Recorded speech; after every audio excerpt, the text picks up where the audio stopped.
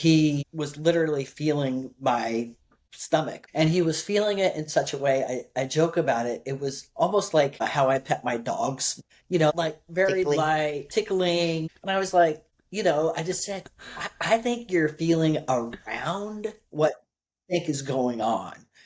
And he was like, nope, nothing else going on in there. You got Yeah. nothing to worry about. In that moment, I couldn't trust that he was applying that kind of bias free, open mind Mm. look at the patient in front of him. I had already come out to them as trans and it was going to come out because of the procedure.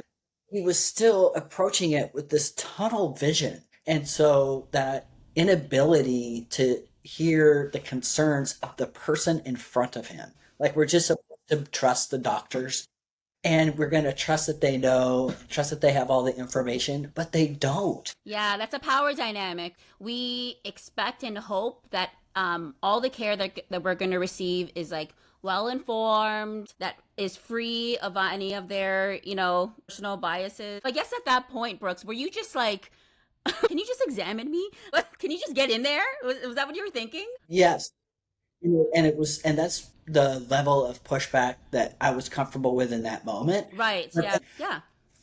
after that, I called my naturopath. I was able to go to Dr. Scopes and say, would you just feel this thing? Is there really something going on, or am I misreading the situation? So then that doubt that was introduced by interacting with the system. And then Dr. Scopes literally puts her hands on me and is like, yes, it's real. It's the size of a papaya. I can Yeah. feel this thing in your gut. She picked up the phone and called my doctor, who I had already seen 5 times.